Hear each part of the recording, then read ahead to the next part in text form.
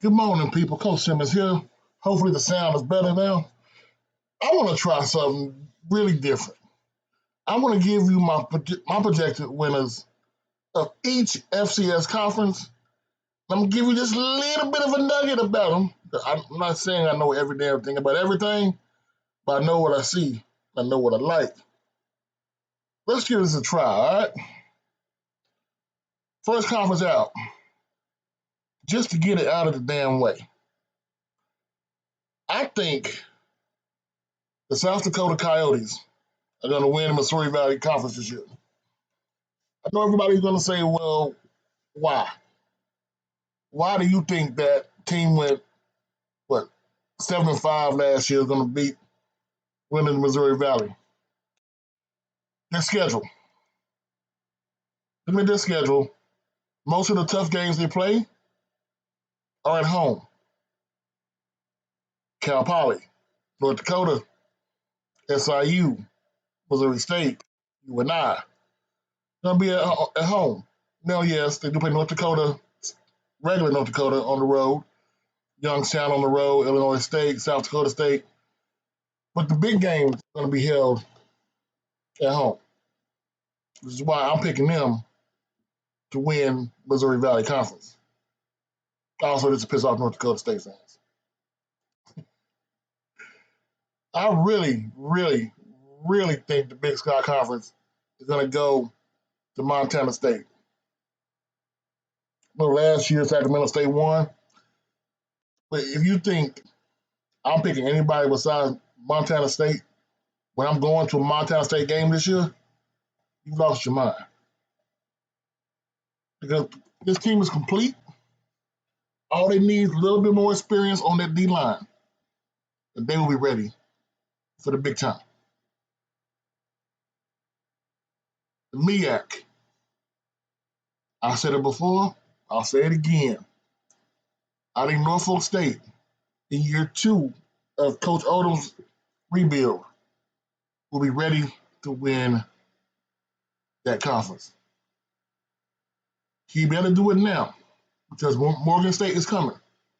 This is your chance. This is why you left Southern to get to Celebration Bowl. This is your shot. Let's see how good you can do.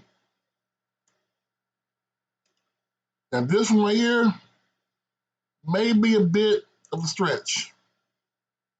But I like stretches, right? They feel good when you stretch.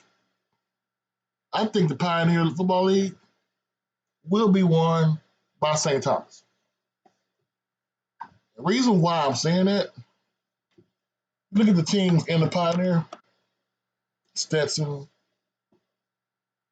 Davidson, Moorhead. It's good teams.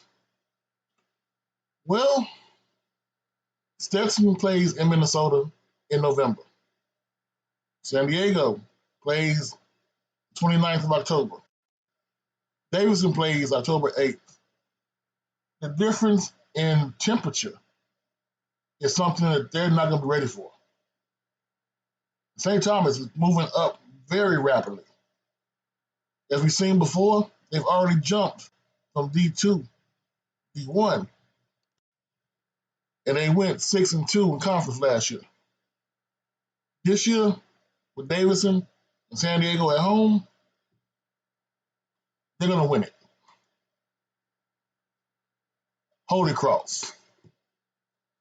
After last year barely losing to Villanova, I mean, that was basically a one-pass game, 21-15. This year, they're going to come back and repeat. They're going to win their conference again, Patriot League, and they're going to be once again in the playoffs. This time, maybe they'll actually host a game. This one right here is a wild stretch. Yes, I am picking the Camels. I'm picking Campbell to win their conference. And it's not just because of the fact that they got a good recruiting class, right? No. some reason on their schedule, they do not play Kennesaw State. They don't. On their schedule, according to ESPN.com, it's Citadel at home, William Mary Road, ECU Road, NC Central home, College Charleston home, uh, RMU home, at Jackson, at A&T, Bryan at home, Gardner Webb at home, Delaware State on the road. Campbell could win two things in one time. By not playing Kennesaw State, they avoid the big dog, basically. They can mess around and win the black national title at the same time by playing A&T, Delaware State, NC Central, and Jackson State. Now that would be funny. But I do think they'll win the Big South. Especially at the end of the year, all those young kids will start getting better. Colonial Athletic Association. The reason why I'm picking Villanova is because one, hell, they were good as hell last year. The D line does have a lot to. The D line is a FCS D line. They do have problems with speed around the edge, but they don't play James Madison this year. And in their conference, it's really been a conference of two: Villanova and James Madison. There's no one else who's a threat in this conference. Damn sure not New Hampshire.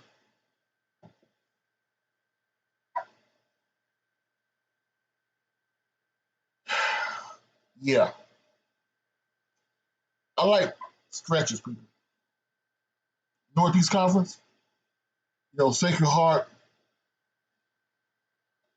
the Dukes, Bryant Bulldogs were all winning teams last year. Long Island University was not a winning team last year. Long Island has a brand new coach from Bama. I've done articles on him before. That school is building an East Coast powerhouse. They will try to take over the New York corridor.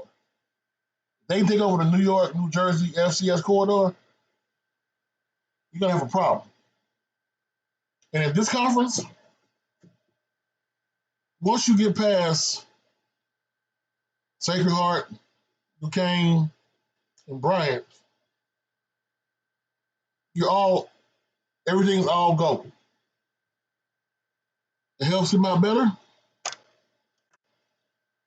They play Bryant at home.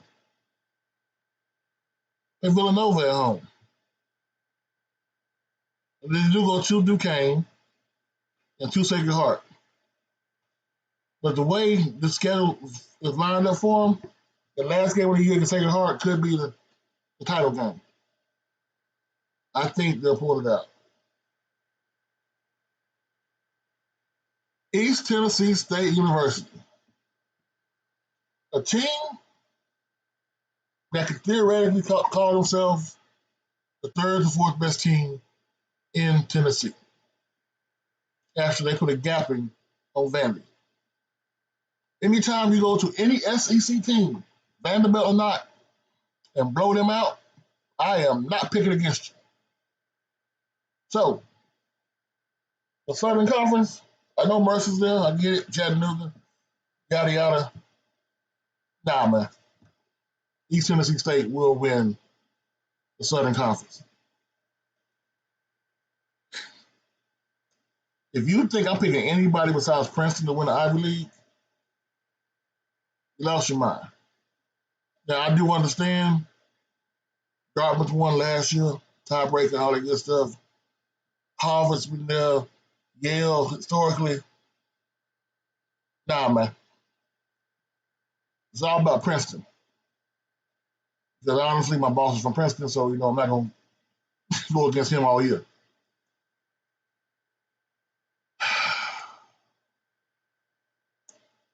This was controversial for me. On paper,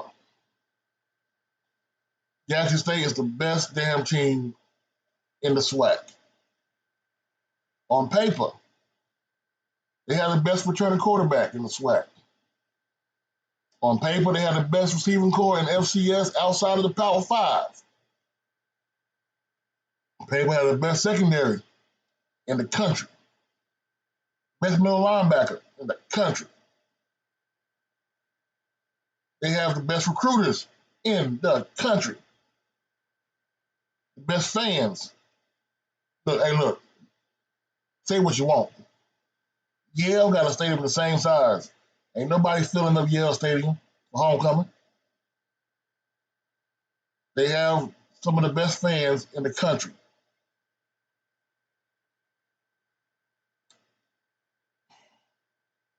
I personally,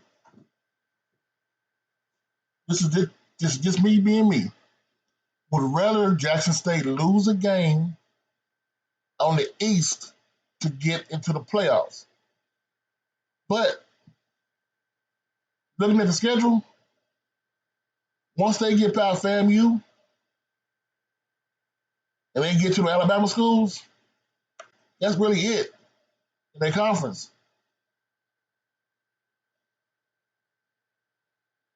Jackson State gonna win the SWAC. Gotta just live with it, people. And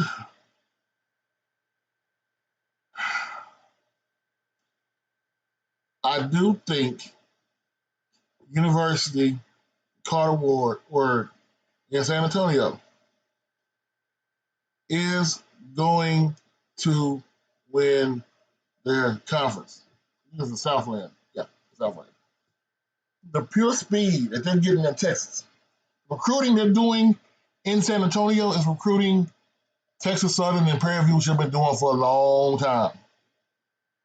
They're going in there, they're getting these kids who are the underdeveloped three stars out of high school. They have monopolized their city. Their city, San Antonio, is the biggest recruiting hub in the state of Texas. People may think it's Houston. If you're not from Texas, you think it's Houston. It is San Antonio. Because all these military kids come in, and of course, it's freaking Texas. So they're monopolizing those recruits. They will dominate the Southland Conference.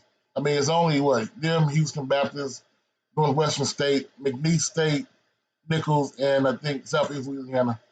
They will dominate that conference. I don't see anybody putting up any kind of fight, especially since the big 7-foot quarterback is gone from SC Louisiana.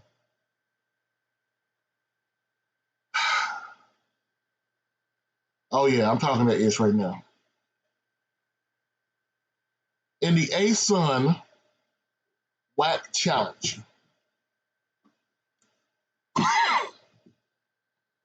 this conference has everybody from Sam Houston, Stephen F. Austin, East Kentucky, Central Arkansas, Jacksonville State, Alabama Christian, Abilene Christian, Charlton, Dixie State, and Lamar.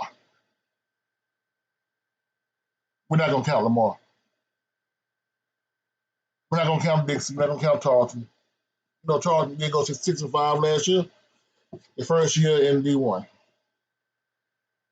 Sam Houston State has the best defensive line of any team, FCS. Hands down, bar none, be none. That team, that D line, is something fierce. Their schedule on 8/27, they open up at Jacksonville State. Then they go to Alcorn State. Then they go to Louisiana Tech. Then they go to Lamar, or home for Lamar. There is no doubt in my mind. There is no fear in my heart. This team can start 4-0 and not have any challenges at all, especially since they're catching Louisiana Tech early after Skip Holt left to the USFL.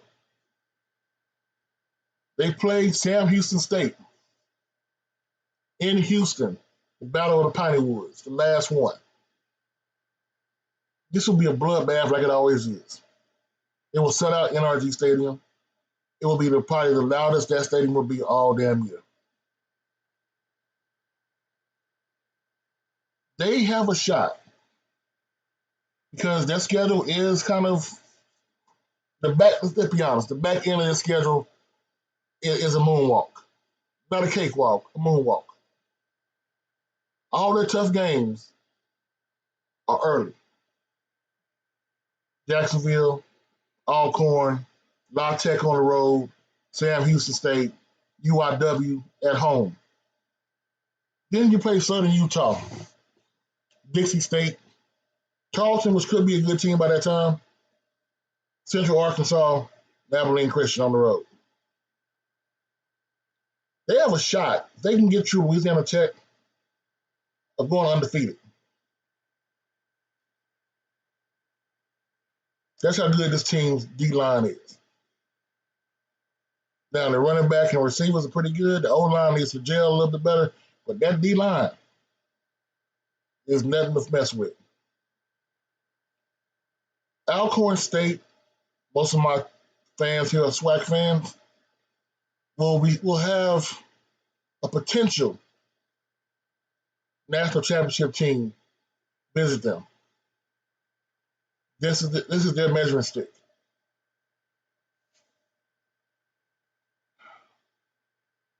All right, y'all. Last one. Ohio Valley Conference. If you think I'm picking anybody besides Tennessee State, you don't know me. They damn near did it last year. What did they do? They went out basically and robbed Austin Peay. Took the best quarterback they played at that time, Austin Peay, freshman of the year. Come on over here. They've gotten so many players right now. They're quietly building up their team. And from everything we hear, from every HBCU player, because most of the players have never been HBCUs before, don't understand anything about the Celebration Bowl. Tennessee State is in the best position because the fact is they will be in the playoffs this year.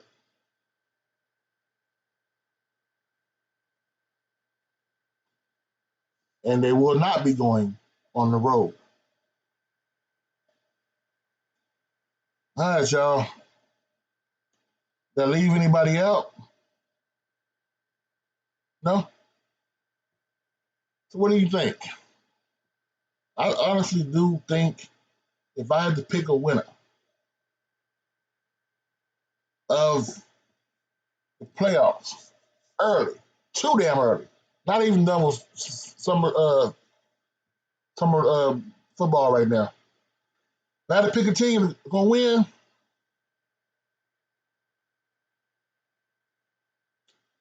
I would pick Stephen F. Austin. Because you ain't running or passing against their ass because you're going to have exactly 2 seconds to get that ball off.